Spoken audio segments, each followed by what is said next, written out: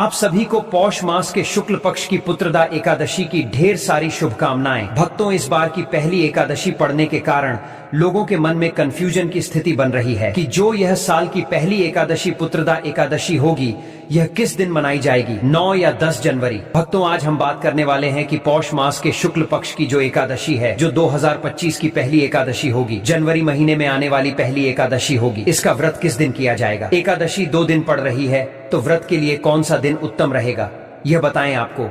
व्रत कब करना है, हरिद्वार का समय क्या है, सुबह सुबह पर करना है, व्रत के नियम क्या रहेंगे, वह क्या खाना है, भगवान का कथा पूजन कैसे करना है और व्रत पारण की विधि क्या रहेगी, इस प्रकार से संपूर्ण जानकारी आपको इस वीडियो के माध्यम से प्रदान की जाएगी।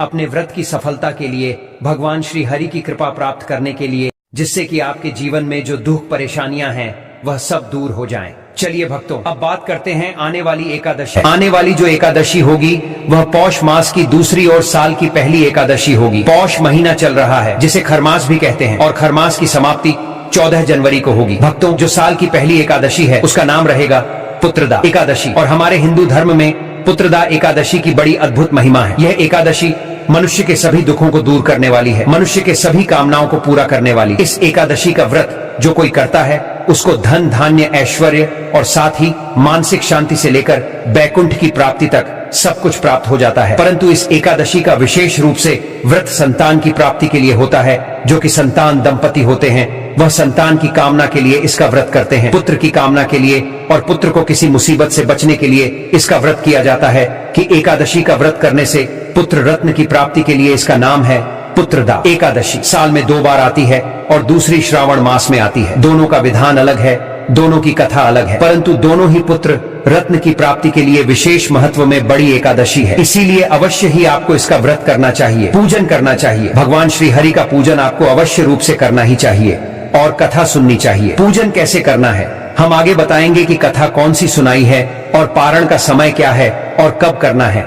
ये सारी जानकारी हम आपको इस वीडियो में देंगे। लेकिन उससे पहले अगर आप भी चाहते हैं कि माता रानी का आशीर्वाद आप पर सदैव बना रहे, तो वीडियो को लाइक करें, चैनल को सब्सक्राइब करें और कमेंट बॉक्स में जय माता लक्ष्मी जरूर लिखें। और अपने फायदे के लिए, अपनी गरीबी दूर करने के लिए इस वीडियो को पूरा देखकर जाना, तभी आपको लाभ की प्राप्ति होगी। यदि आज आपने वीडियो को बीच बीच में से देखा, काट काट कर देखा, तो जीवन में आपको कभी सफलता हासिल भी नहीं होगी। दोस्तों, जनवरी माह की पहली एकादशी को पौष पुत्रदा एकादशी व्रत रखा जाएगा। हिंदू कैलेंडर के अनुसार पुत्रदा एकादशी व्रत साल में 2 बार रखा जाता है। हिंदू धर्म की मान्यताओं के अनुसार पुत्रदा एकादशी के दिन भगवान विष्णु व माता लक्ष्मी की पूजा करने से जातक को संतान सुख प्राप्त होता है। इसके साथ ही संतान को लंबी आयु प्राप्त होती है। पौष पुत्रदा एकादशी को वैकुंठ एकादशी भी कहते हैं। कहा जाता है कि इस व्रत के पुण्य प्रभाव से व्यक्ति सभी सुखों को भोग कर अंत में मोक्ष को जाता है। दृक पंचांग के अनुसार पौष माह की पुत्रदा एकादशी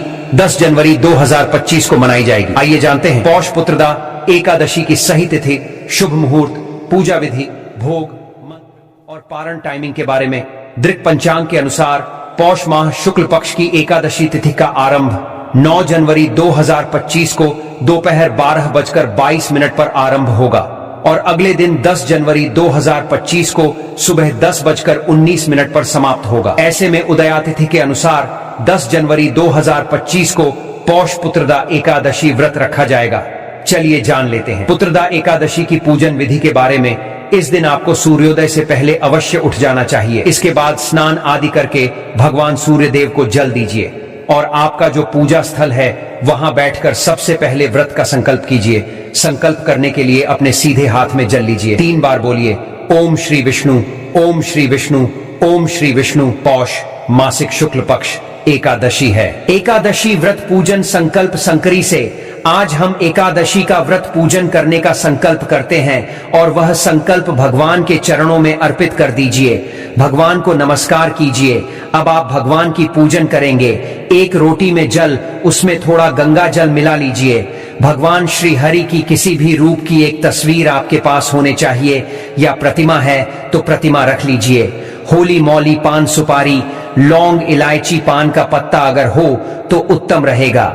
धूप दीप फूल माला और नावेद के रूप में भगवान को अर्पित करने के लिए मिठाई पूजन करने से पहले भगवान की तस्वीर को स्थापित किया जाता है। स्थापित करने के लिए यह स्थान पर आपको तस्वीर रखनी है। ना उस स्थान का शुद्धिकरण कीजिए तो लोटे में जो जल है जिसमें गंगा जल अपने मिलाया है उसे वहीं पर छिड़क दीजिए। उस स्थान का पवित्रीकरण हो जाए फिर आप उसे स्थान पर पुष्प रख दीजिए। वह पुष्प आप भगवान को एक प्रकार से आसान दे रहे हैं, आसन के रूप में है। पूजन के लिए पहले भगवान को अजमानी कीजिए अर्थात 3 बार जल दीजिए। देने के बाद तिलक लगाइए, अक्षत लगाइए, फूलों की माला पहनाए, पुष्प अर्पित कीजिए, धूप दिखाइए, घी का दिया जलाएं। यह जो दीपक है इसको उठाना नहीं है।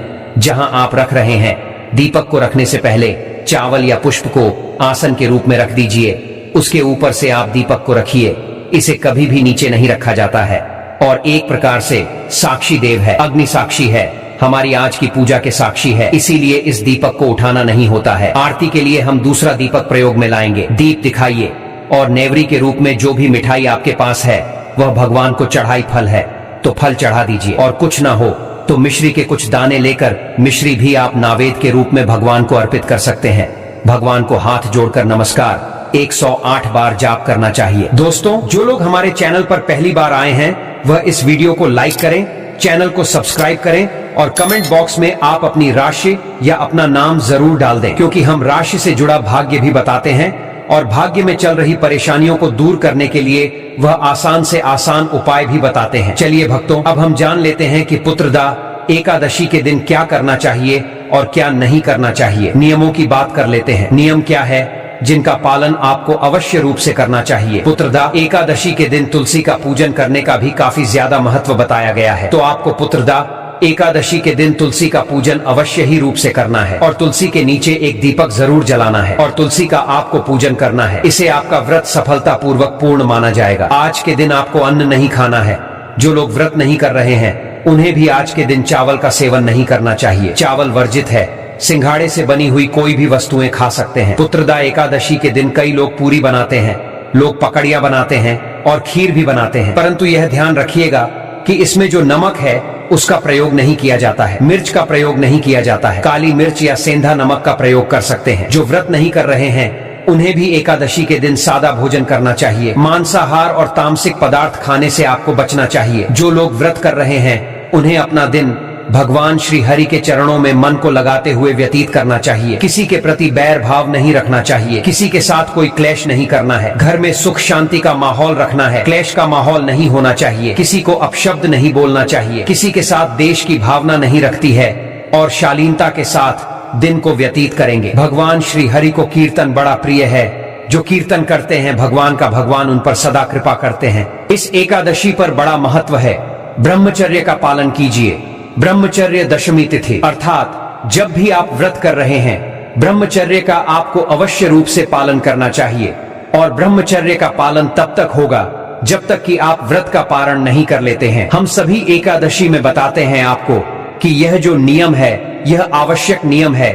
जो दाम्पत्य जीवन में है, शादीशुदा है, उन सभी को भी इसका ध्यान रखना चाहिए कि आप ब्रह्मचर्य का पालन करते हुए इस व्रत को पूर्ण करें। इसका नियम बना रहना चाहिए। इस प्रकार से अगले दिन पारण के लिए आपको सूर्योदय से पहले उठना चाहिए। पारण की बात करेंगे कि पारण की विधि क्या है। भगवान को तिलक लगाइए, तिलक लगाकर अक्षत लगाइए, फूलों की माला पहनाए, धूप दिखाइए, दीप दिखाइए। दीप दिखाने के बाद भगवान को नावेद के रूप में एकादशी के दिन आपको काले तिल से बनी हुई कोई मिठाई या लड्डू आदि अर्पित करना चाहिए। काला तिल ना हो तो आप सफेद तिल से बना हुआ अभी अर्पित कर सकते हैं। नमस्कार कीजिए और भगवान को पारण का भोग